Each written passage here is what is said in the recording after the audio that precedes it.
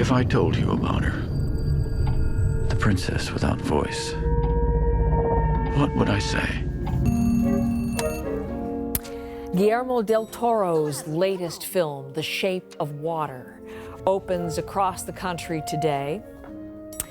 If that sounds familiar to you, if these scenes look at all familiar, you may remember a conversation I had with Eli about this during TIFF, and I do remember what you thought of this film, so I'm looking forward to our conversation this morning. Nice to see you. Nice to see you. So let me start by talking about Guillermo as a little boy. So growing up as a kid in Mexico, he had nightmares. Every night, he would be visited by monsters, and he describes it as lucid dreaming, or he'd be terrified by these creatures, and they caused little Guillermo to wet the bed. And after this happening again and again, finally, he made a deal with the monsters. This is what he tells people. He said to them, look, if you will let me go to the bathroom, then we can stay friends. And this is the guy who grew up into Guillermo del Toro and took that love of monsters that he made this arrangement with and went on to make movies like Pan's Labyrinth and Pacific Rim and Hellboy. And now this movie, The Shape of Water, which I would say is the movie this monster lover has been working to his entire life. This is a love story about a mute woman and a fish man. It's a Cold War romance filled with shattered dreams and shadowy men. The great Sally Hawkins, there she is, plays Eliza, this mute woman who works with Octavia Spencer, cleaning women, keeping this research facility spick and span. Now, she doesn't speak, but at the beginning, she crackles with life, dreaming and dancing through her day, bringing food to her neighbor, Richard Jenkins, her frustrated neighbor. There's a rhythm to these early scenes. You're watching a handcrafted experience.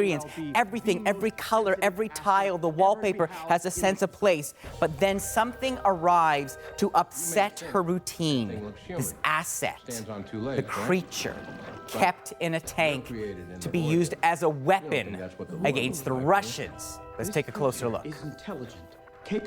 This may very well be the most sensitive asset ever to be housed in this facility. You may think that thing looks human. Stands on two legs, right? But we're created in the Lord's image. You don't think that's what the Lord looks like, do you? This creature is intelligent. That is the great and menacing Michael Shannon. This is the scene where they introduce him. They're cleaning the men's washroom, and he strolls in, says howdy do, and does his business right there in front of them. And it's such a perfect way of introducing him because it talks about his arrogance, his sense of entitlement, that sense of power that he surrounds himself with. He is the man in charge. He is trying to keep this creature under wraps. He is not to be trifled with. That is Michael Shannon. I can't take my eyes off the screen as you're describing this. Come back to what you said earlier, because I was struck by when you commented that this is the film Guillermo del Toro has been working toward his entire life. What makes it so? So I had the pleasure of talking to Guillermo del Toro when he brought that amazing exhibition that's still at the AGO here in Toronto, a gallery of all his monster memorabilia. And the thing about del Toro, in person, he is this teddy bear of a man. Really? He is this warm, generous, exuberant kind of fellow. He's a hugger. I mean, that's the kind of guy he is. And yet there's this other side to del Toro. He's fascinated with the other, with these monsters, with these dark reflections of ourselves and why they scare us. And with this movie, he's brought, I think, those two sides of his personality together in this amazing tale. I mean, what we have here is only del Toro who could take something like the creature from the Black Lagoon and say, you know, what if that was a romance?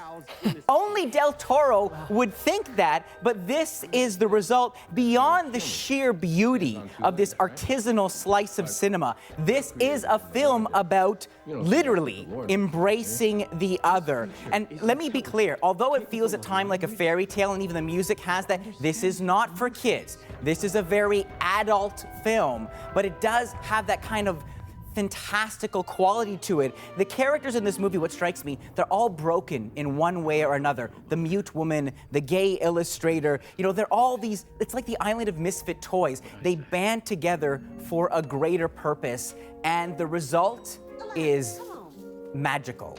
4.5 stars out of 5 for this serious Oscar contender and just a beautiful slice of cinema. Isn't that fantastic? All right.